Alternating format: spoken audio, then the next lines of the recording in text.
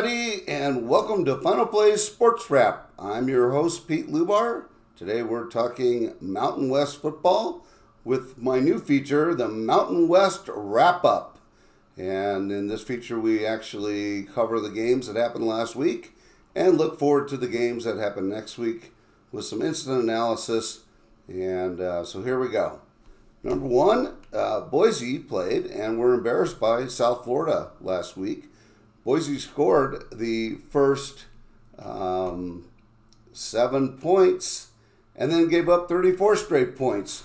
Maddox Madsen, he completed 25 of 46 passes for 225 yards and 1 TD, 4.9 yards per catch, which is not very good, and a 26 quarterback rating, which is terrible. They ran the ball 38 times for 122 yards, 3.2 yards per carry, also not very good. But more importantly, Boise fumbled 4 times, lost 3 of those fumbles. Ironically, none of those fumbles cost the Broncos points. They were sacked once, but had 4 other tackles for loss, so 5 total tackles for loss. Stats-wise, the game was pretty even, but the turnovers and 8 penalties killed the Broncos, and they gave up a special teams 45-yard fake punt TD. So Boise got thoroughly whipped by South Florida and South Florida, a game I was a little bit surprised by. I thought Boise would win. They were in the top 25 and ranked. They will not be this week. So in other games, Wyoming managed to squeak by Akron 10-0. It was a tight game into the fourth quarter, and Caden Anderson connected with Chris Doerr Jr. with 4 minutes and 26 seconds remaining in the game on a 35-yard touchdown pass. Wyoming kicks the extra point, wins 10-0. A good defensive effort for Wyoming, not a great offensive effort, but they got the W, and the season's off and running. Anderson himself had 260 yards, 1 TD, and 1 interception. They got a good day from running back Sam Scott, who had 29 carries for 132 yards. So that was how that game went. San Diego State had a very tough opponent in Stony Brook. They were able to squeak by 42-0. Lucky Sutton had 23 carries for 100 yards and 2 TDs. San Diego State had 464 yards of total offense against a completely mismatched Stony Brook. UNLV played better than last week, and they beat Sam Houston in a performance that was much better than the one they had in week 0, where they barely beat Idaho State. The final score of this week's game was 38-21. Anthony Calandrea threw for 249 yards and 2 TDs. We have another Mountain West team playing Sam Houston this week, so Sam Houston's making their bid to join the Mountain West. Central Michigan upset San Jose 16-14. Total offense was pretty similar in dissimilar ways, as Central Michigan ran for 247 yards, while San Jose passed for 308 yards. Walter Eggett, the quarterback for San Jose, threw for 308 yards, 2 TDs, but had 2 interceptions. Also a fumble, which led to a field goal. One of the interceptions led to a field goal. They missed 2 field goals, the second one with 33 yards, from 33 yards with 47 seconds left to go in the game, which would have given them a 17-16 lead. They gave up a TD after an interception. The Spartans beat the Spartans in this one. So, not great, and they have a tough opponent coming up this week. We'll talk about that in just a minute. Michigan played, New Mexico played the Michigan Wolverines in the Big House. I was there for that game, very enjoyable. Michigan fans are absolutely awesome. We had a great time tailgating. Lobos lost 34-17 in what was arguably a moral victory for UNM. They felt really good about themselves as it kept the game within 10 points most of the day, ended up losing by 17. Really, they gave up three big plays. Two were long runs by Justin Haynes, who's a transfer from Alabama, and a bit of a freak, really good player. And they gave up one long pass that led to a touchdown as well. But the defense played pretty well, considering they gave up 451 yards of total offense.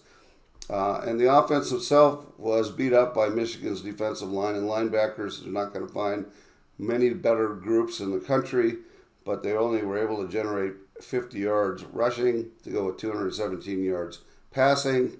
Jack Lane had 3 interceptions for New Mexico to go with his 217 yards passing and 1 TD. So a couple big plays, some missed assignments, and too many turnovers. But they only had 1 penalty for 5 yards, so really good. That way the team looked disciplined, and I think Lobo fans feel pretty good about where this team might be able to go.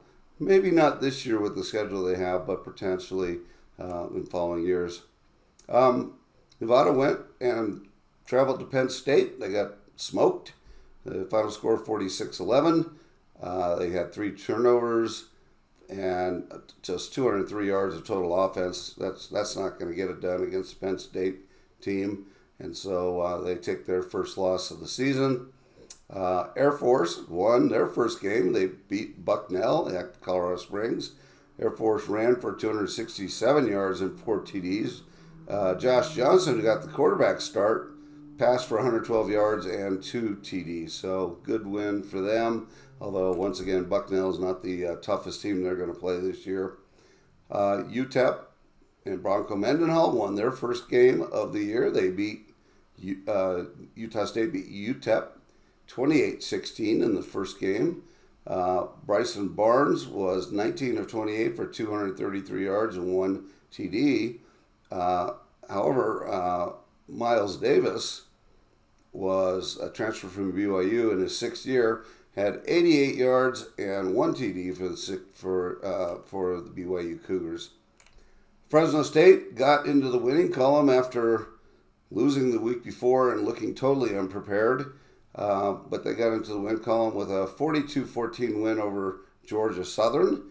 E.J. Warner, unfortunately, had another 2 interceptions to go with the 3 he had last week against Kansas. So E.J. Warner needs to take better care of the ball. He's got 5 interceptions in 2 games.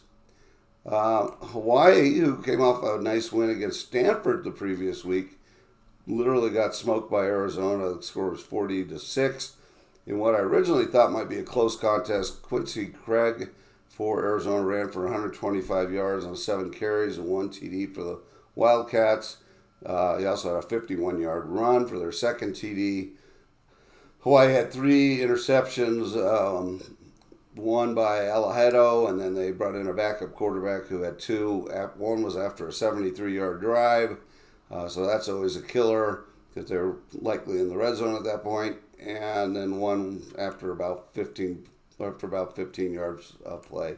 So they Arizona got a 41-yard punt return to set up a good field position for the very first score. They scored 4 plays later. And anyhow, it just wasn't a real good day for Hawaii. I thought this game might be a little closer than it was. I thought, in fact, that Hawaii had a chance to win, but Arizona was clearly the better team. Finally, Washington beat Colorado State 38-21. Washington scored the last 17 points of the game, so it was 21-21 in the third period. But an interception led to a field goal, which put Washington up by 10, and then they scored another touchdown later in the fourth quarter.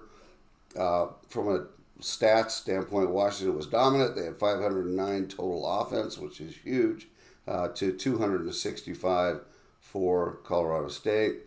They had 283 yards on the ground to 85 for Colorado State. So Colorado went against a better team, hung tough with them for a while, but ultimately the better team win. So looking ahead to the schedule this next week, we have, and I've got some lines here as well. Eastern Washington's playing at Boise on Friday night. Boise should win that game. San Jose travels to Texas there's a real danger here that San Jose will fall to 0-2. They're 36-point dogs, 36.5. Utah State is traveling to Texas A&M. They're 31.5 dogs. Mendenhall took New Mexico to Texas A&M last year and lost by about 35, so that line seems about right. Idaho State travels to New Mexico. Fresno State is traveling to Oregon State, which is a really interesting game because they're going to be conference rivals next year. Right now, Oregon State is the favorite despite getting pummeled last week in their game. So we'll see if Fresno State has fixed their problems, and if so, they're probably a good candidate for an upset there. If not, Oregon State will win. Northern Iowa is traveling to Wyoming, a game Wyoming should win. Sacramento State is going to Nevada. I would say Nevada will likely win. Northern Carolina is traveling to, not Northern Colorado is traveling to Colorado State. Colorado State should win that game. And then we get to a slate of sort of more interesting games. You have UCLA going to UNLV. UCLA is a 2.5-point favorite. It's at 6 o'clock on Saturday. This is going to be one of those interesting games because UCLA did not play well last week in their game, and UNLV played better than they did the week before, so hopefully you think they're getting better. I do think it's going to be a tight game. It wouldn't surprise me if UCLA wins that game. I think maybe from a talent standpoint, they're a little further along than UNLV is. And then you got San Diego State going to future conference partner Washington State. Washington State is a 1.5-point favorite. Once again, I see a close game here. I do think I would lean towards Washington State in this particular game. And then finally, you've got Sam Houston, who lost last week, is coming and playing against Hawaii team out in Hawaii. Hawaii is a 6.5-point favorite.